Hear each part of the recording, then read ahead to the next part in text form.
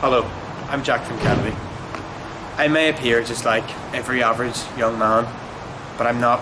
I have a condition which is on the autistic spectrum called Asperger's syndrome, which is seen as just a mild form of autism. I guess it's a different way of thinking, and it can be just as much of a gift as it is a curse. But less about me. Today, I'm going to interview 3 people, Brogan Rees, Charlotte Rowlands and Emma Burton, to get a perspective from a male with Asperger's, a female with Asperger's, and a parent who has a child with Asperger's, and the difficulties they face every day and the positives of their condition. I'm with Brogan Rees now, chatting to him about his experiences with Asperger's syndrome. Thank you for coming. No worries, glad to be here. For me, it makes me very jitterish around new people. It makes me very self-conscious, and on bad days where a minor issue can affect my entire mood, it can be a big hassle. It makes you feel every day that everybody's against you and that you're never going to be what you want to be. So you constantly feel like it's this big barrier around you that's limiting what you can do in every process. Not in terms of what you can do yourself, but also when you try to maybe do something more independently as a young adult, like trying to maybe get a driver's license or trying to move on your own. There's this constant, but you have Asperger's, so you can't really, so you feel like it's a constant barrier around you, just limiting what you can do and what you could do, be able to do in your life. It makes me quiet and not want to talk to people, and I can't go out on my own and stuff. I think he finds some things quite difficult. He finds social interaction quite difficult. He doesn't get social cues, or when he's being too close to someone, or he's not being close enough to someone, or getting conversations. He does find that quite difficult, and he probably will find that quite difficult as he grows up as well. He used to have a lot of issues with sensory problems, so if something was too loud or if something was a funny texture, he would completely start crying and just not be happy. But he's a lot better now. But yeah, I would say that the main issue now is this social communication.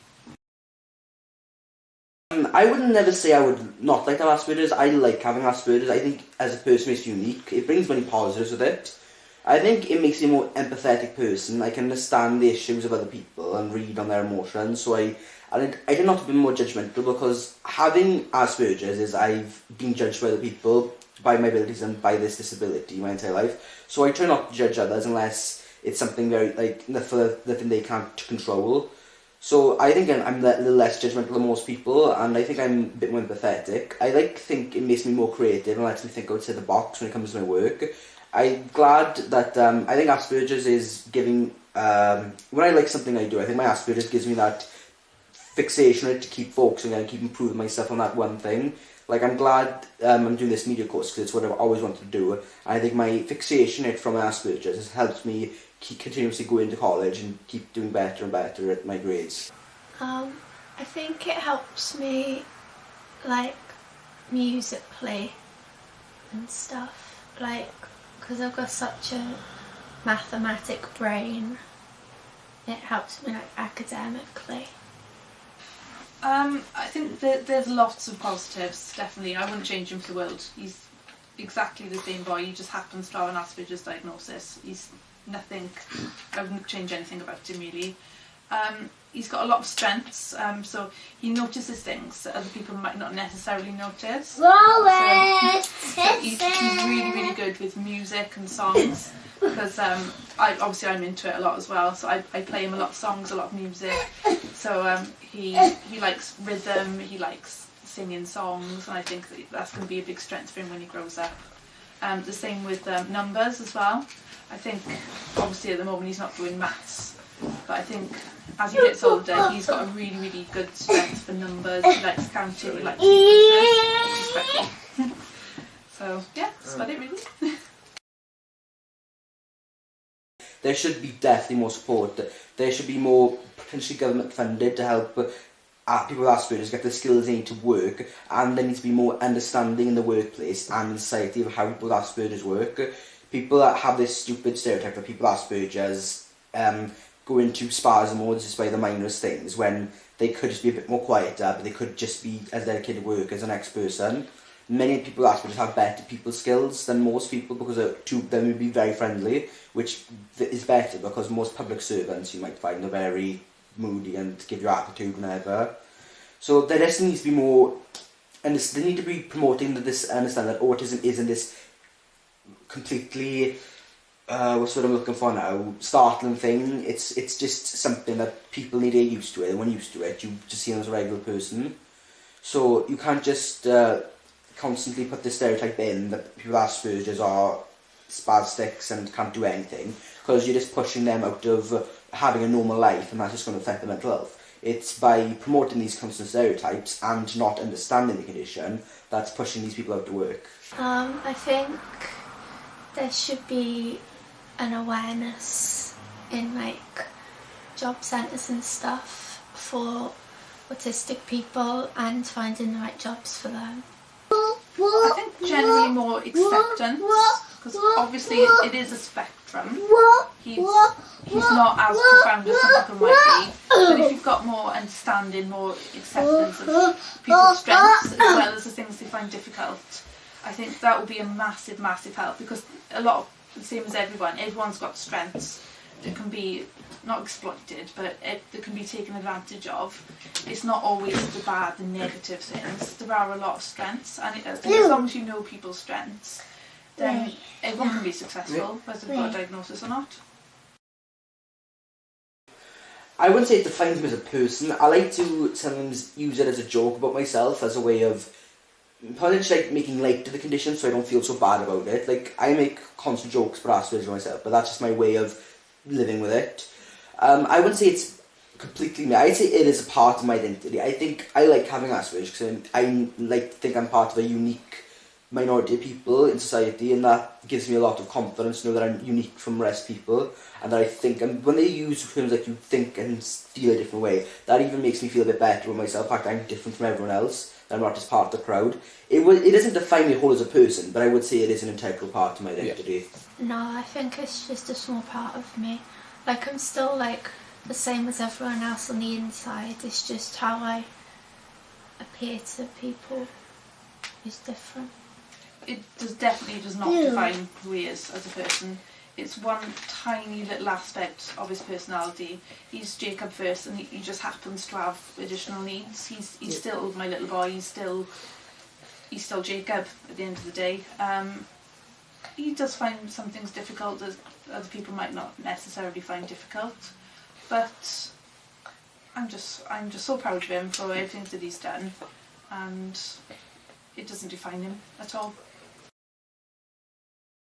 I've definitely known my entire life. I mean, I was a very strange child. I would roll myself down the stairs straight down, and rather than walk up, I would clamber up like an animal. And I would also just go into weird moods where I just completely put my hands over my eyes and just start screaming. That was when I was a young child, and as I grew up, it definitely got a bit weirder. I had no concrete sense of common sense. I would sometimes, as a 6-year-old, walk up the house with no clothes on. My mother would have to drag me back in because I didn't realise that people, don't do that. It's definitely in school. I was a strange child. I would always look out the window and think about other stuff. I would draw stuff in the air with my fingers, and the teachers obviously looked at me strangely. I mean, I'm kind of disappointed I wasn't, with all this weird behaviour throughout 6 years of primary school, that I wasn't diagnosed sooner. So I definitely, from the beginning, and my primary school and secondary school peers will tell you that I was a very strange child. So yeah. I think probably when I was little in school and I didn't want to like play games with everyone else and stuff, I just wanted to sit on my own and read and stuff. Yeah, definitely. I took him to a play group just after we moved here, and all the other mothers there were like designer clothes, perfect hair, perfect children, and I walked in with all my tattoos and this screaming child, and he wouldn't talk to anyone, he wouldn't play with any of the other children, he would quite happily just sit in the corner doing his own thing. And he was late to walk as well, so I'd see children that were younger than him walking, having conversations with their parents, playing with other children, and I would think, why is Jacob not doing that? There's something, not quite right here.